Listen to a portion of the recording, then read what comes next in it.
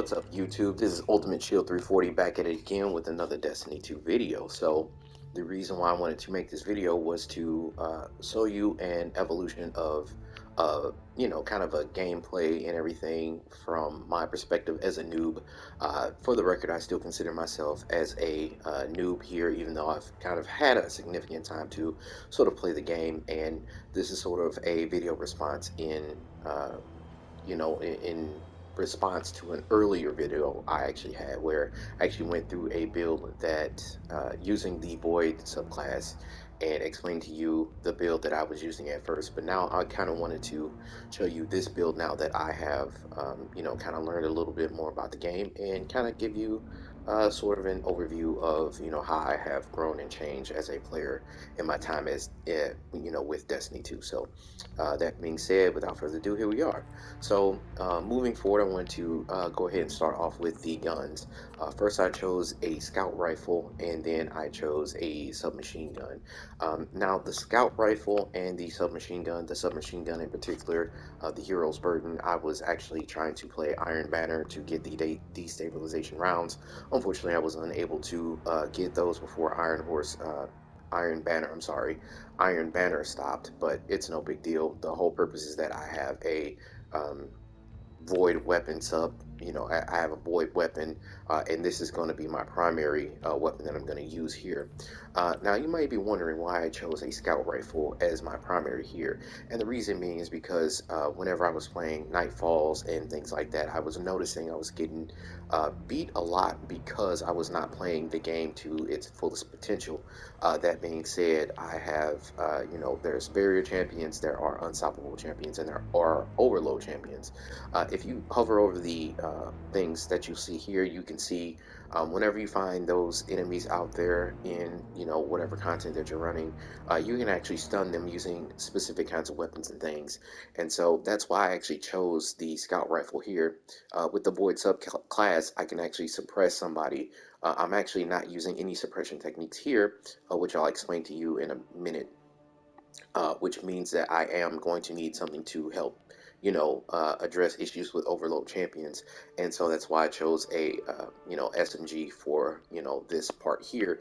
Not to mention that it's going to have void rounds whenever, or volatile rounds, I'm sorry, whenever I am using this void weapon, and that fits perfectly with this build here, and it's also going to help me address issues with overload champions in the event that I find an unstoppable champion. Using void again, you can go ahead and address this. Unfortunately, in this build, void unfortunately cannot address the unstoppable champions, not without help at least, and that's where the scout rifle comes in. As you can see here, it does have the perk for the unstoppable rounds, which will stun those champions, and then the barrier champions. I'll have volatile rounds, so I'll be able to address issues with barrier. So in this way, using the scout rifle and the submachine gun, I'm able to address any issues any issues with champions that may come my way when I'm out there playing difficult content. Then I just have this grenade launcher here. Nothing special about this. Just something that's going to do a lot of damage to a lot of ads. And then I chose the retro great helmet, with the stats here: stat increase, heavy ammo finder, stasis siphon, and void siphon. The idea is that because I'm using a stasis weapon as my primary and a void weapon as my secondary, as well as the grenade launcher as well, I'm going to be able to generate those orbs of power while also finding more heavy ammo for my grenade launcher. I also chose the resilience stat here and 2 fonts of focus and firepower. Now, the reason why I did that is because, as you probably already noticed, my stat rolls on my armor is pretty low here at this point. I am using my ghost to try and find me some better rolls on my armor, but between now and then I have to sort of make do with what I have, and sort of use the armor charge system to compensate for the lack of stats that I have here. So of course I'm aiming for the 100 here so I can get the full 30% damage reduction in my build, and then I'm going to compensate that as well with the font of focus here. 2 fonts of focus, I believe, gives me 50% increase in the stat once I have the armor charge going. So this will change this from a 35 to 50, 67, 80, 85 here, which will reduce the cooldown of my grenades. So that's the reason why I chose the fauna focus here, as well as the stat increase. And then, you know, my grenade is going to help me also create orbs of power. So that's going to be very useful in this build as well. Now, my chest piece here, because my chest piece is so high, already at 82, I could put a fauna focus here, which is going to push me past 100%. I decided to instead not do that and then choose the 3 damage reduction mod so that I'll be covered across the board. Although I'm not at 100%, you know, on my uh, Brazilian stat. The idea here is that, you know, it's good enough for what I, you know, normally run right now, and then I can, you know, sort of compensate using these other, you know, damage reduction perks to help me sort of stay in the fight longer. Uh, for the legs, I have the stasis weapon surges and the void weapon surges. Again, you know, these are going to increase my damage output with my weapons that I have here. You know, of course, the stasis weapon and then the void surge. I have Void Surge more here, which is, I believe, a 17% increase for my Void submachine gun, with the 10% for my stasis weapon whenever I switch and mix and match those things. And then for my um, class armor stat here, I chose time dilation with Reaper and Bomber as well. The idea is to help me get my grenades back a little bit faster, and then I can use Reaper to give myself an on-demand orb of power in the event that I need it. And then time dilation is to help me get a lot of my you know, armor charges to, you know, go away a lot slower, and therefore I can keep the buffs going on a lot longer. While I do that, I'll go ahead and I'll show you what the actual aspects and fragments are. Now, this is interchangeable.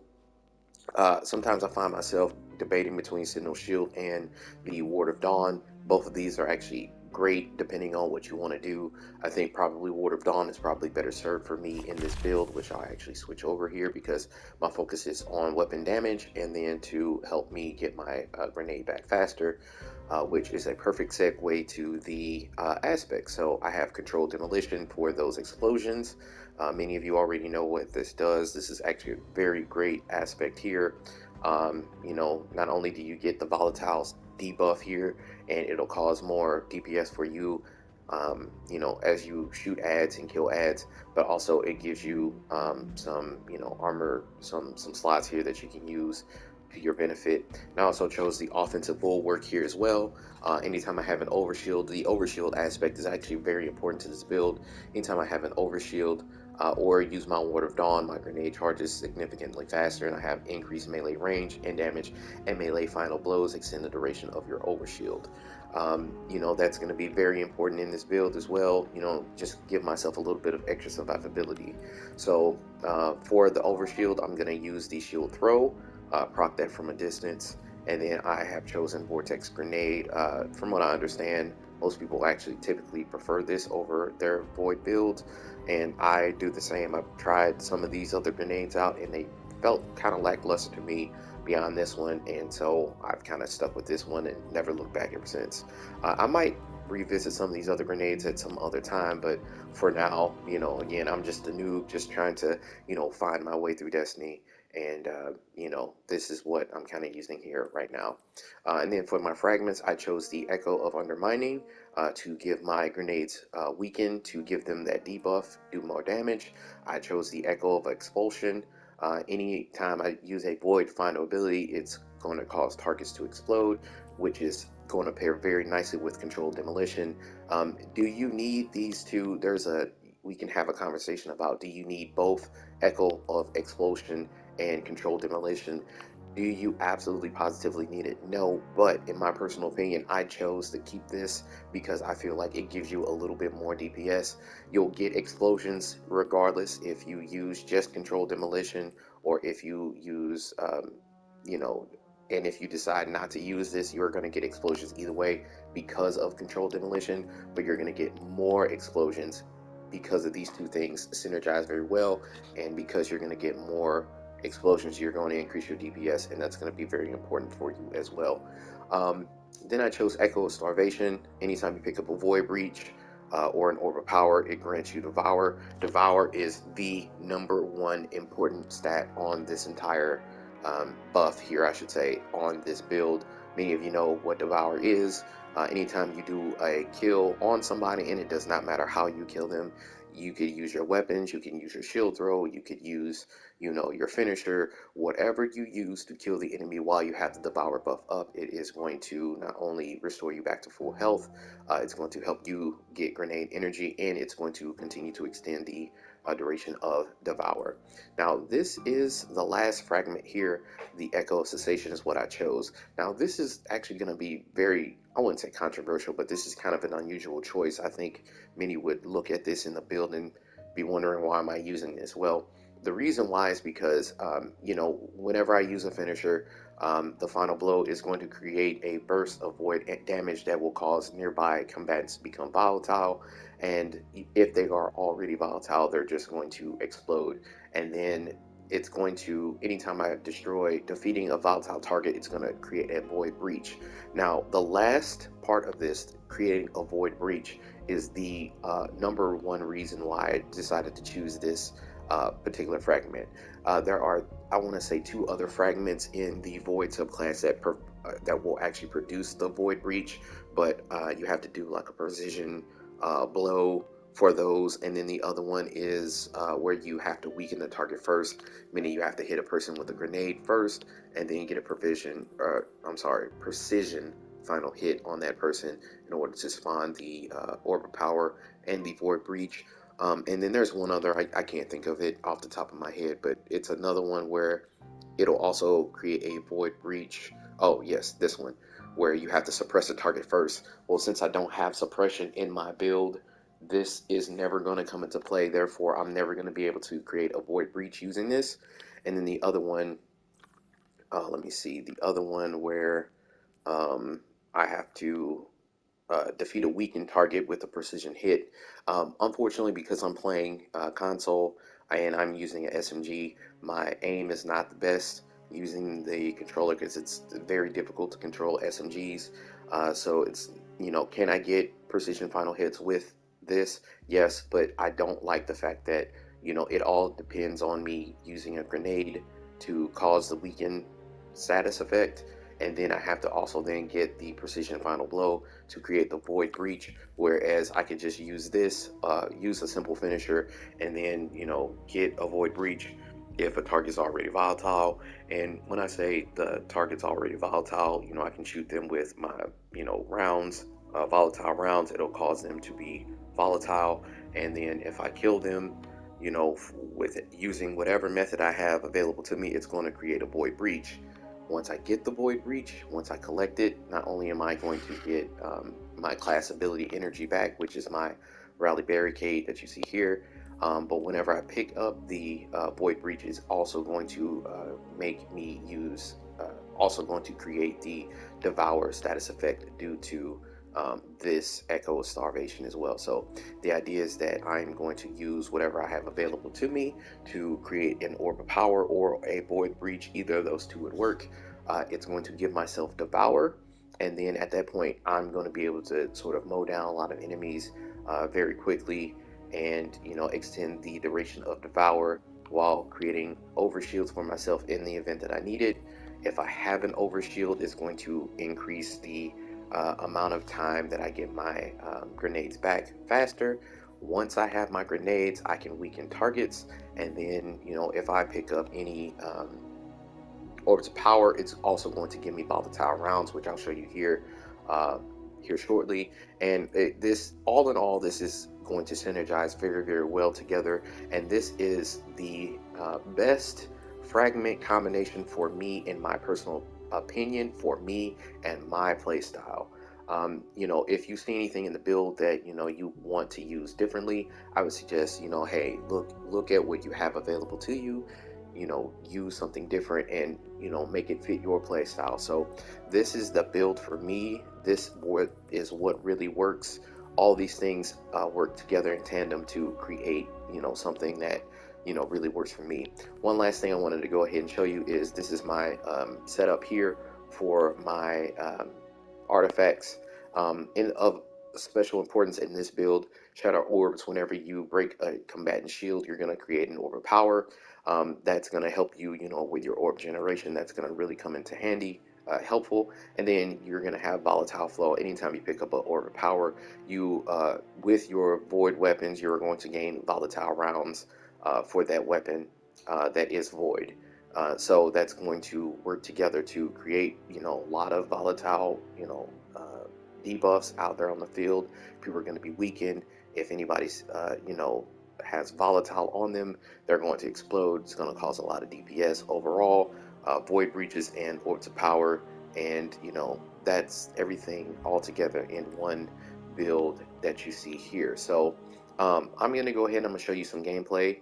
And, I really appreciate you all taking the time to, look at this video, understand the, kind of go through the, build with me and things like that. So again, really appreciate you all. And again, I appreciate you all being patient and, kind of sticking with me, even though I have been a little bit absent from YouTube over these last few, over this last week or so. But other than that, yeah, without further ado, I am going to go ahead and show you some gameplay. This is Ultimate Shield 340 signing off, and I'll see you in Destiny 2. Peace.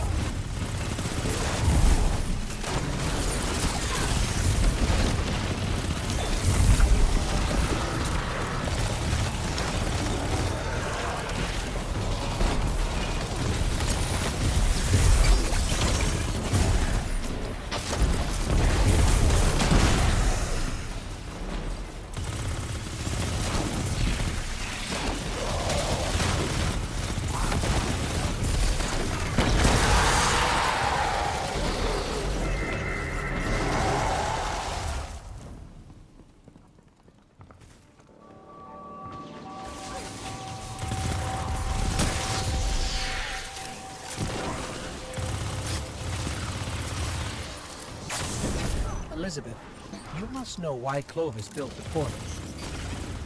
Greed. Obsession. The list is long.